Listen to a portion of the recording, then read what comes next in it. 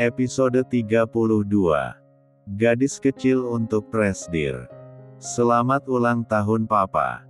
Ren berjalan ke ruang makan sambil tersenyum lebar. Di sana, sudah berkumpul keluarga besarnya untuk merayakan ulang tahun orang nomor 1 di keluarga Atmaja itu. Kedatangan Ren membuat pandangan semua orang otomatis tertuju kepadanya. Ren menghampiri Papa Prabu, ayah kandungnya yang duduk di kursi paling ujung. Lalu dengan takzim, ia mencium tangan lelaki yang punya wajah mirip dengannya itu, tapi versi lebih tua. Duh, Papa makin tua aja, seloroh Ren yang membuat lelaki itu melirik kesal. Mana hadiah buat Papa? Todong Papa Prabu sambil menengadahkan tangan. Yaelah Papa. Udah kaya masih aja minta hadiah. Duit Papa aja bisa 100 kali lipat lebih banyak dari duit Ren. Tukas Ren sambil menarik kursi kosong di samping Mama Anita untuk duduk. Siapa bilang Papa mau minta duit kamu?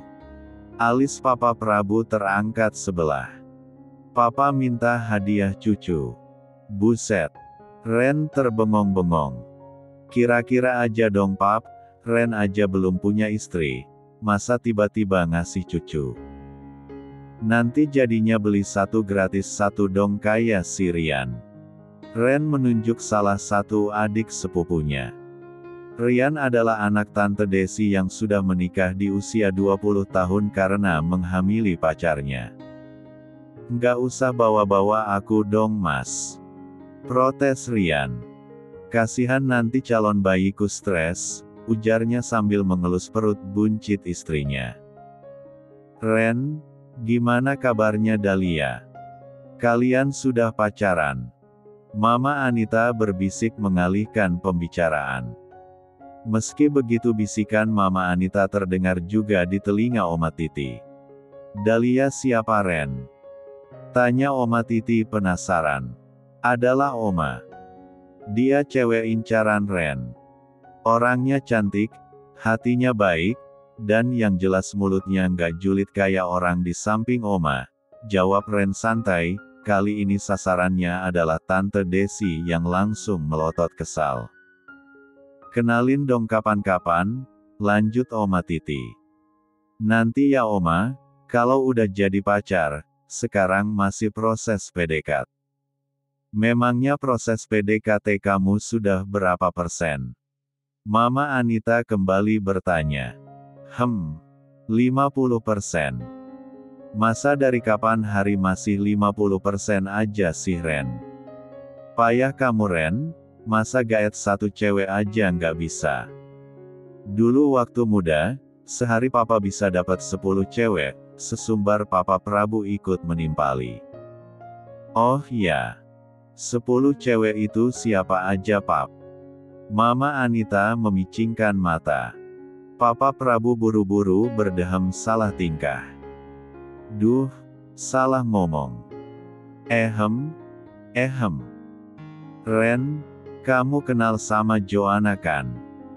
Papa Prabu mencoba menyelamatkan diri dengan mengganti topik. Ren yang sedang menyuapkan kaviar ke mulutnya terdiam sejenak untuk berpikir. Joanna itu anaknya Om Ibrahim kan, Pap? Yang sekarang ada di Amrik. Betul. Sekarang dia ada di Indonesia untuk urusan bisnis. Om Ibrahim minta tolong ke Papa untuk menyuruh kamu menemani dia selama di sini. Papa Prabu melirik sang putra yang tampak cuek-cuek saja dengan ucapannya. Dan Papa sudah setuju. What? Kalimat terakhir Papa Prabu membuat Ren tersedak. Papa kok nggak nanya-nanya dulu, sih? Ya Papa nggak enaklah nolaknya sama Om Ibrahim. Apalagi sekarang Papa sedang ada kerjasama besar sama beliau. Sudahlah, kamu nurut saja kata Papa. Siapa tahu Joanna cocok sama kamu, terus kalian bisa pacaran dan nikah. Nggak bisa begitu dong, Pak. Ren membanting sendoknya ke atas meja. Hati Ren itu sudah terkunci buat Dahlia seorang. Halah, Papa Prabu mengibaskan tangannya. Kamu bisa bilang begitu karena belum tahu saja penampilannya Joanna. Sekarang gadis itu sudah berubah jadi cantik, mana seksi pula. Untuk kalimat yang terakhir jelas Papa Prabu berbisik-bisik. Enggak ah, Pap, makasih. Dahlia lebih menggoda, tolak Ren berusaha teguh pendirian. Nurut atau nama kamu Papa coret dari daftar warisan. Ancam Papa Prabu mulai merasa tidak sabar. Ngancem. Biarin.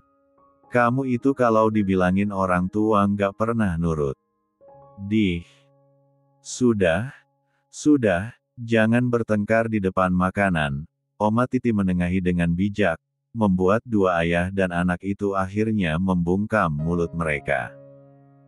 Meski sambil bersungut-sungut, Ren menuruti ucapan neneknya dan melanjutkan memakan hidangan di depannya.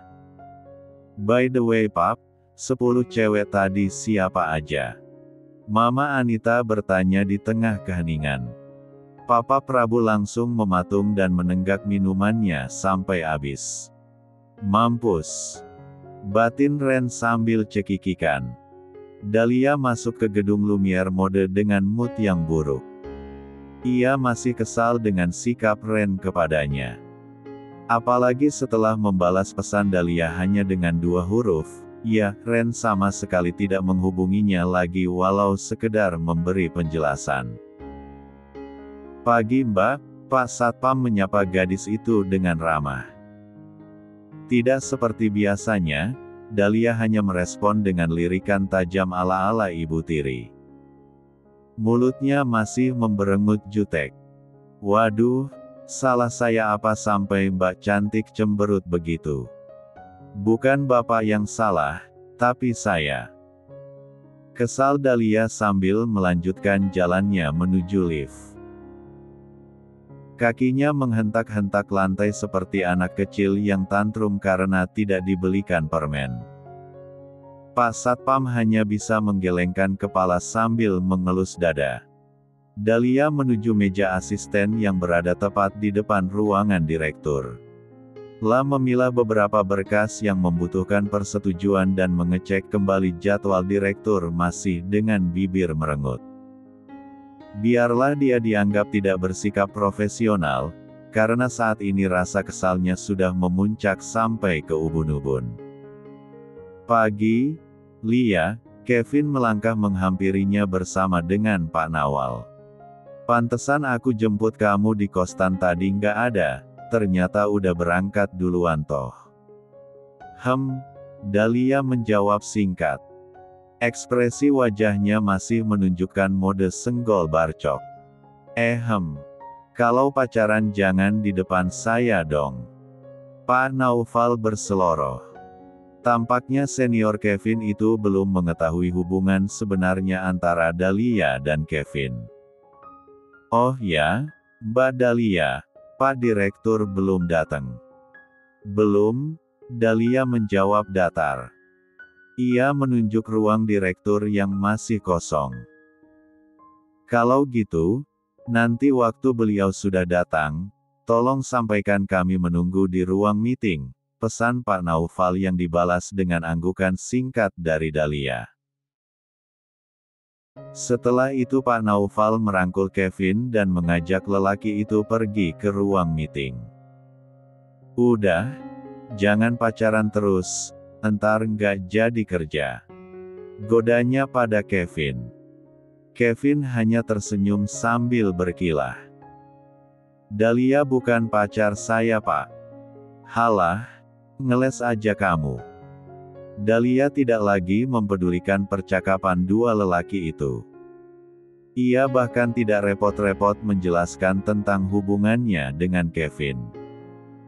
Bukannya apa-apa, energi Dahlia sudah habis karena marah-marah sejak kemarin. Padahal kalau dulu, Dahlia akan berusaha menyangkal sambil senyum-senyum kesenangan. Ayolah Beb, nanti temenin Ingemal. Ya, ya. Terdengar suara manja dari seorang wanita. Dahlia menghela napas kesal. Siapa sih yang berani bermesraan di lantai khusus direktur? Apa dia tidak takut dipecat? Kan aku sudah bilang, aku punya banyak kerjaan. Terdengar suara laki-laki menimpali. Dahlia menajamkan pendengarannya. Tunggu, sepertinya dia mengenal suara ini deh. Ih, kamu kan sudah janji sama papi, katanya mau nemenin selama di Indonesia. Iya, tapi kan aku lagi ada kerjaan, Joanna. Ren Dahlia sontak melotot mendengar nama laki-laki yang sudah 2 hari ini menghantui pikirannya disebut. Dengan gerakan lambat, Dahlia memutar kepalanya untuk melihat ke belakang. Nggak mungkin Ren yang itu, kan? Tepat saat kepalanya menoleh, mata Dahlia langsung bisa menangkap sosok lelaki itu. Lelaki yang sejak kemarin mengganggu pikirannya, lelaki yang membuatnya uring-uringan seharian hanya karena pesannya dibalas sangat singkat. Yang membuat Dahlia semakin syok, lelaki itu tampak berjalan bersama seorang wanita super cantik, yang menggandeng lengannya dengan mesra. Episode 33. Mata Dahlia membola melihat pemandangan mesra di depannya. Apa-apaan ini? Dahlia menghampiri dua sejoli itu dengan kemarahan yang memuncak. Jadi gara-gara perempuan ini dari kemarin kamu nyuekin aku? Dahlia menuding wanita cantik yang masih bergelayut manja di sebelah Ren. Dahlia, tunggu sebentar.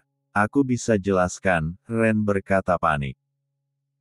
Sayangnya, kemarahan Dahlia sudah berada di ujung tanduk, jadi wanita itu tidak mau lagi mendengarkan penjelasan apapun. Dengan kesal, ia menjambak rambut wanita cantik di sebelah Ren. Au! Wanita itu berteriak kesakitan. Apa-apaan sih?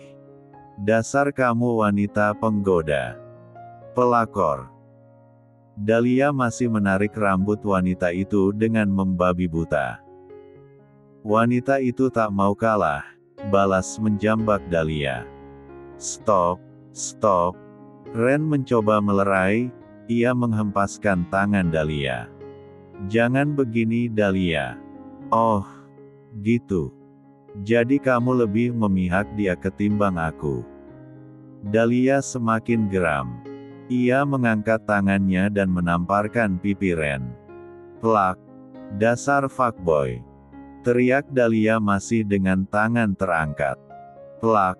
Pipi Ren ditampar bolak-balik. Pergi ke laut sana, dasar pengkhianat! Teriak Dahlia. Tidak cukup hanya dengan menamparkan, ia juga mencekik leher Ren sampai lelaki itu kesulitan bernapas.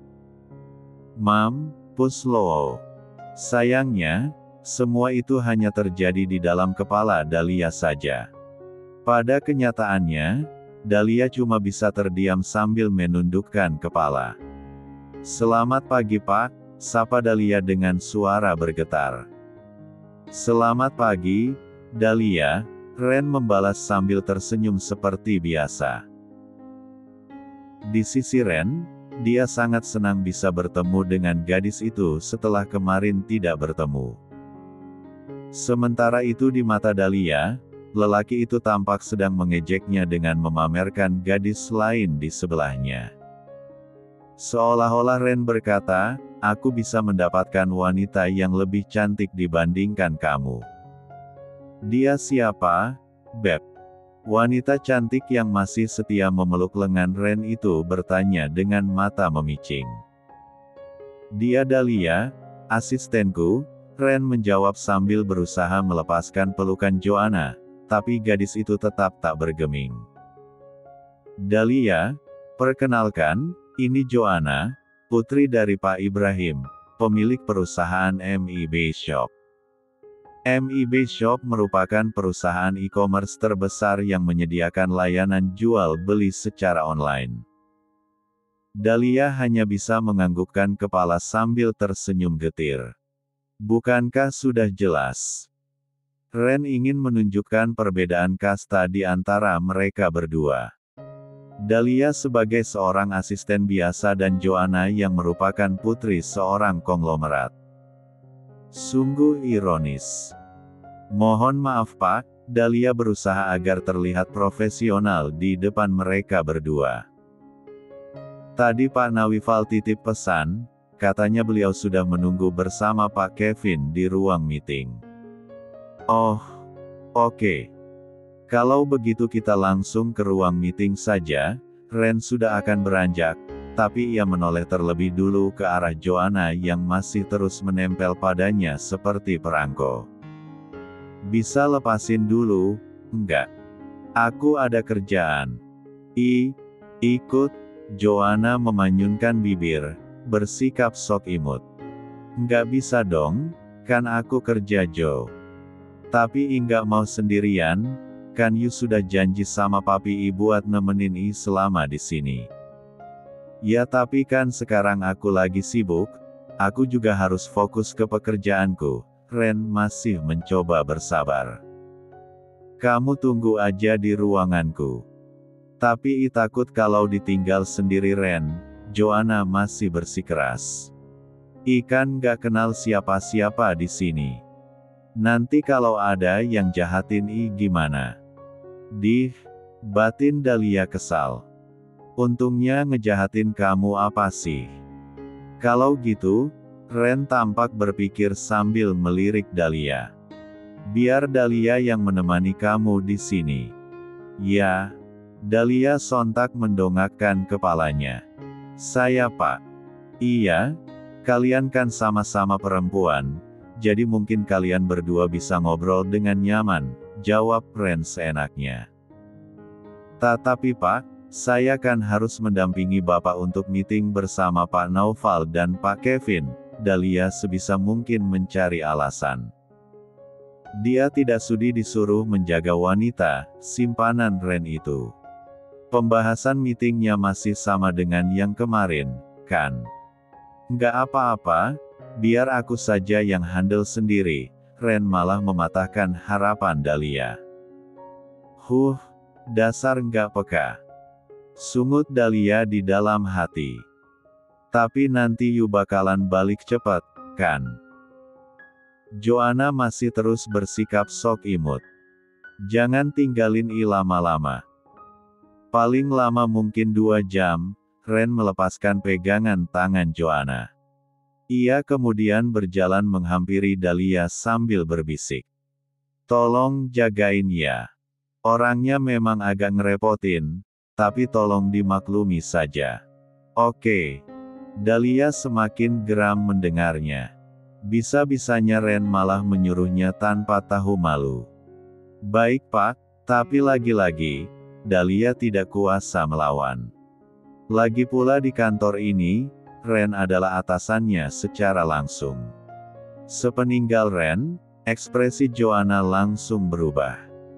Kalau sebelumnya wanita itu terlihat seperti gadis cantik yang manja, sekarang ia seperti seorang wanita jahat yang kejam. Bukain pintunya. Joanna berseru lantang, tangannya dilipat di depan dada. Dahlia terbelalak sejenak, tapi ia segera membukakan pintu menuruti perintah gadis itu. Bersihin kursinya. Perintah gadis itu lagi. Dahlia menghela napas panjang. Sabar Dahlia, sabar. Meskipun sambil menggerutu, Dahlia tetap membersihkan kursi sofa itu dengan kedua tangannya. Walaupun sebenarnya tidak ada lagi debu di sana karena sudah dibersihkan oleh OB setiap hari. Duh, panas banget sih. Joanna menghempaskan pantatnya di atas sofa sambil tangannya mengipas-ipas wajah. AC-nya kecilin dong. Dahlia lagi-lagi hanya mampu menghela napas panjang. Tanpa berkata apa-apa, ia mengambil remote AC dan mengecilkan suhu pendingin udara di ruangan itu. Joanna lantas menaikkan kedua kakinya ke atas meja, sementara itu kedua tangannya sibuk memainkan ponsel.